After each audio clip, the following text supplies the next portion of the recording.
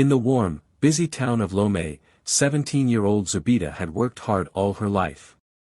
She had big dreams and a bigger heart. After years of studying by candlelight and skipping outings to save money, her efforts finally paid off. She won a full scholarship to a top university. It was supposed to be the happiest moment of her life. She packed her bag with hope and excitement, ready to leave for her new life. But just a few days before her journey, everything fell apart. Her parents sat her down with strange faces. Then came the crushing news: they had used her tuition savings to buy her older brother, Jabari, a shiny new SUV. "He's the man of the house," her father said without guilt. "He needs it more." Zubida felt her heart crack in silence. She didn't scream or cry out loud. But inside, something broke. All her dreams, her future, her escape, gone in a flash of selfishness and favoritism. Jabari smiled as he took the keys, proud of his new toy. Zubida stood in the corner, forgotten. No one looked at her twice. No one asked how she felt. The girl who had earned her place in the world was left behind while the boy who had done nothing drove away. That night, Zubida lay awake, staring at the ceiling. Her dreams had been sold, but deep down, she told herself quietly, this is not the end. Zubida woke up every morning with a heavy heart but a strong will. After losing her scholarship because her parents chose to spend her college fund on her brother's new car, she felt like her entire future had been stolen. But she refused to sit and cry forever.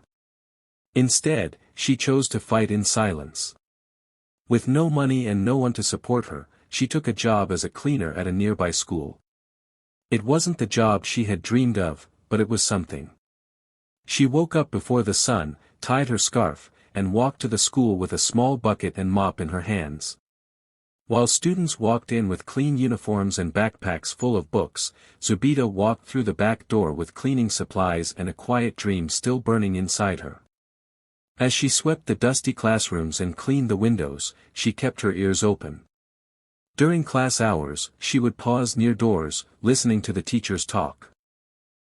When students left books behind or threw away notes, she picked them up carefully and took them home. At night, in her small room with just a dim light, she would open those books and study. Sometimes, her hands were still sore from scrubbing floors, but her mind stayed sharp. She didn't have a teacher, a classroom, or even a desk. But she had hunger, a hunger to learn, to rise, to prove everyone wrong. Some students laughed at her. "Isn't that the girl who was supposed to go to university?" they joked. Some teachers looked at her with pity, others ignored her completely. But Zubida didn't answer them. She didn't waste her breath trying to explain. Instead, she focused on learning quietly. Every equation she solved, every word she memorized, was her way of rebuilding the dream that was stolen from her. She even managed to borrow an old phone from a neighbor just to watch free online classes late at night. She couldn't afford internet, but sometimes she stood near cafes or shops to catch a bit of Wi-Fi just long enough to download videos or save notes. Her clothes were simple, her hands were rough, and her shoes were worn out. But inside her, a fire kept burning. She reminded herself every single day, this is not where my story ends.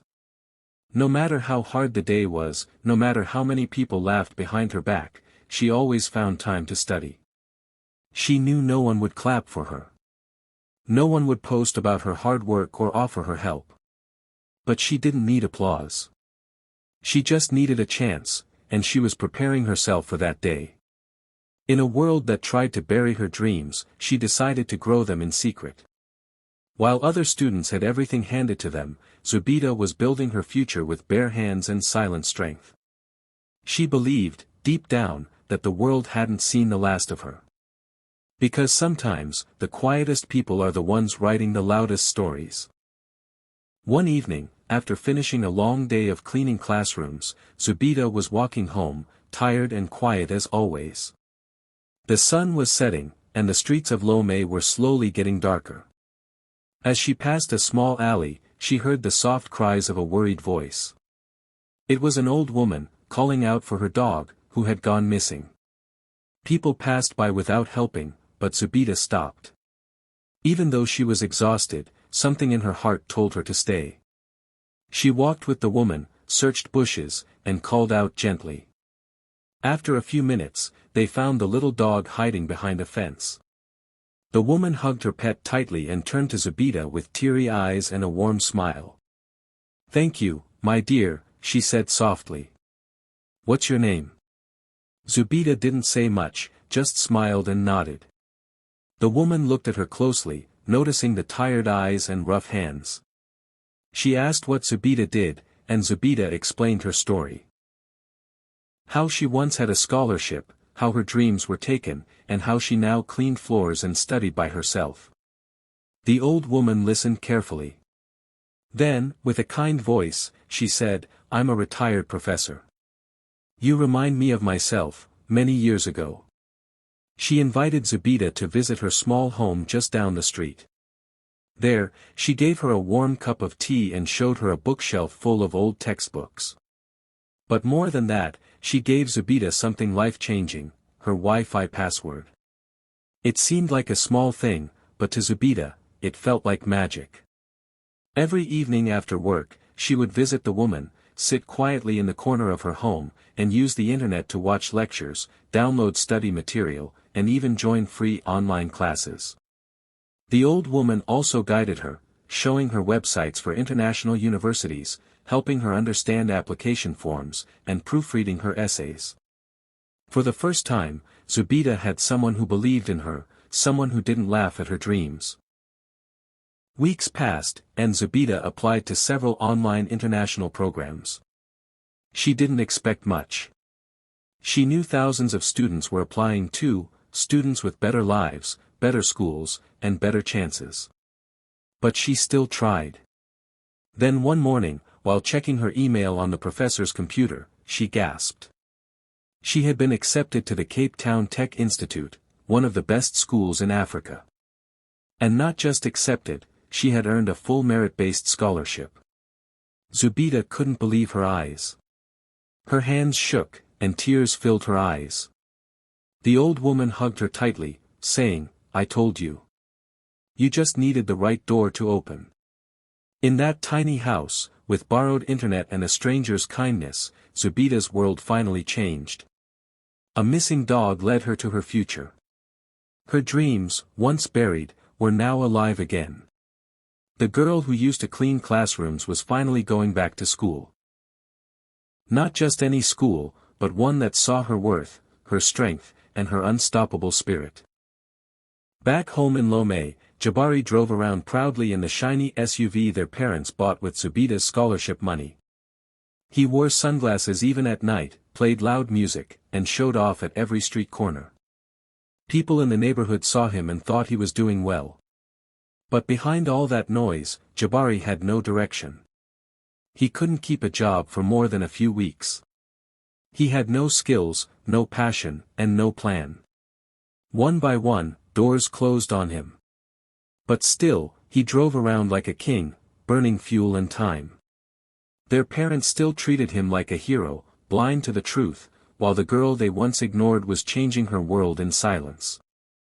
Far away in Cape Town, Zubida was walking a different path. Every day, she sat at the front of her class, took notes, asked questions, and studied harder than anyone else. She remembered where she came from. She remembered the floors she used to scrub. That memory gave her power.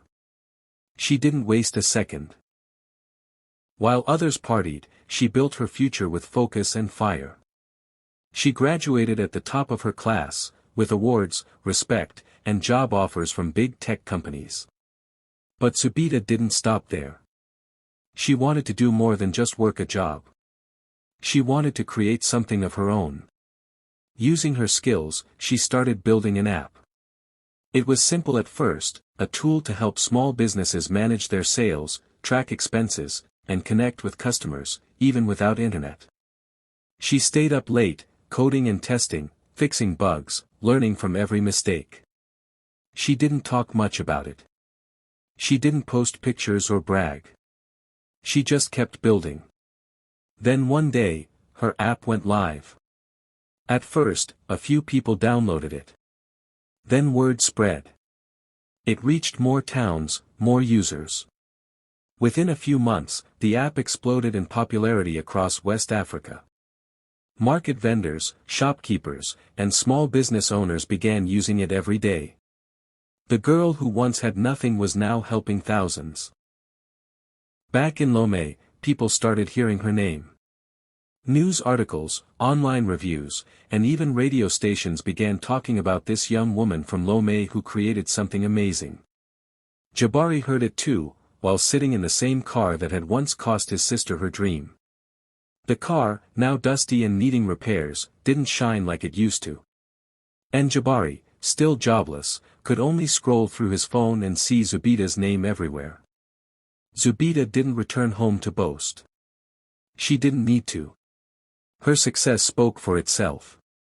While Jabari had spent years driving in circles, she had flown high, far beyond what anyone expected. She didn't just rise, she soared. And the world, finally, was watching the girl they once overlooked. One bright morning, a sleek, silent electric car rolled into the dusty streets of Lomé. Its smooth body shimmered under the sun, and people stopped to stare. It wasn't just any car, it was something new, something no one had seen before. It looked like the future. Inside the car sat Zubida, calm and confident, dressed in a sharp, modern suit. Her hair was tied neatly, her eyes full of quiet power. She had returned. But not as the girl they once ignored, she was now a woman the world couldn't look away from. As she parked near her family home, a small crowd gathered. Whispers spread through the street. "Is that Zubida?" someone said in shock. Her parents stepped outside, frozen in place. Jabari was there too, leaning against the same SUV they had once bought with her college money. But the car now looked old and dusty, no longer impressive, no longer new. Time had taken its shine, just like life had taken the shine from Jabari. He stood there, speechless, holding a phone with cracked glass and empty job alerts. Zubida stepped out of the car slowly. Her heels clicked on the pavement. She stood tall, her head held high, and looked at the people who once told her she wasn't important.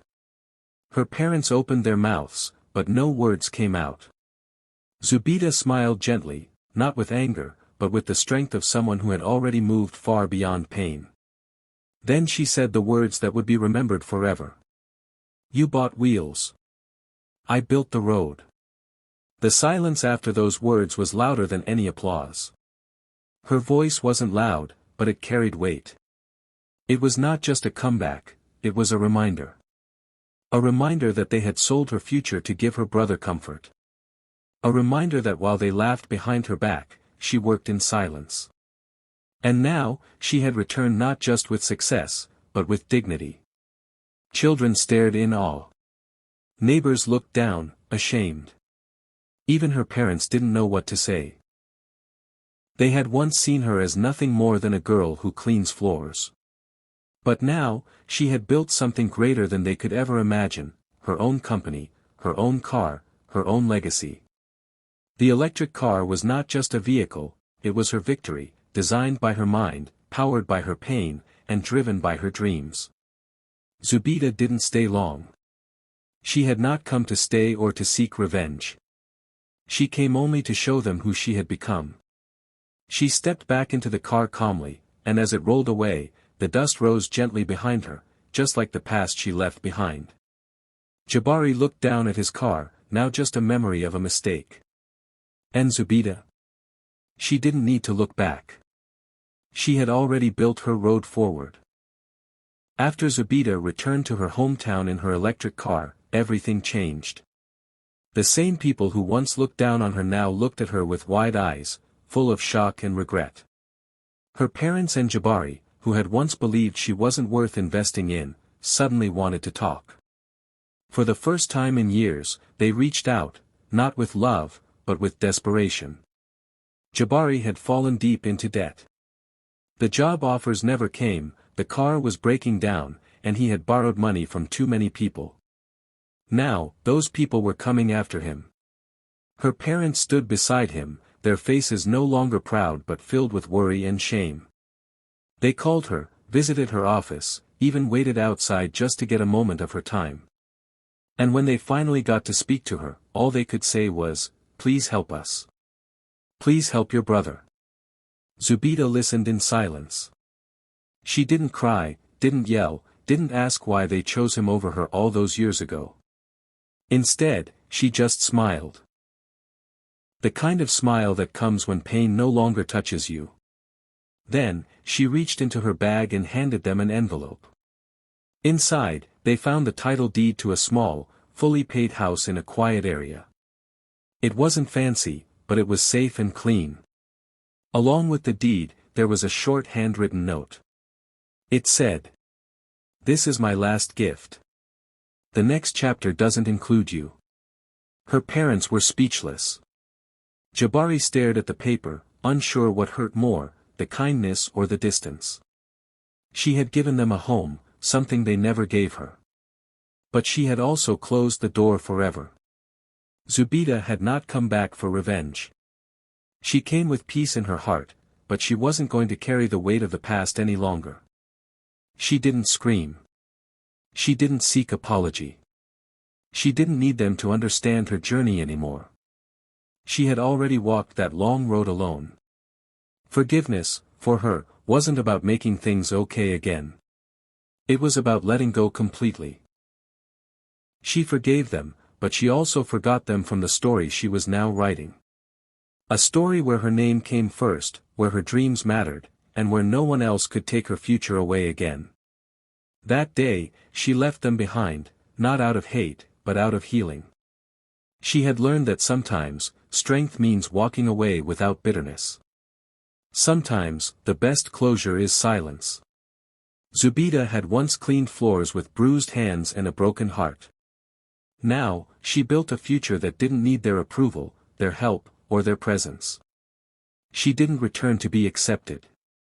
She returned to show that she no longer needed to be. And as she walked away for the last time, the past finally stayed behind her, small, silent, and forgotten. Zubida's return to Lomé became the talk of the town. It didn't take long before her story was picked up by local news channels and newspapers. Headlines read, "From cleaner to tech star, Zubida's unbelievable journey." Photos of her standing beside her self-designed electric car in a sharp suit spread across social media. People who once mocked her now spoke her name with pride. Schools began inviting her to speak to students. Little girls, once told to stay quiet and dream small, now saw her as proof that they could dream big. They listened with wide eyes as she told her story, of heartbreak, hard work, and hope. Teachers nodded with respect. Parents whispered, "We should have raised our daughters like her." Zubida didn't brag. She didn't throw her success in anyone's face. She just told the truth, in the simplest words, with the deepest strength. Her presence alone inspired a wave of change. Girls who once feared being overlooked now walked taller. They saw in Zubida a future they never thought was possible. And Jabari? He was still in town, still driving the same SUV their parents had once bought by crushing her dreams. But the car was no longer shiny. The paint was fading, the tires were worn, and the engine coughed with every start. He rode around with the windows down, but no one cheered anymore. The same car that once turned heads now turned no hearts. Zubida didn't need revenge. Her success said everything. The girl they buried in shame didn't just rise, she came back shining in glory.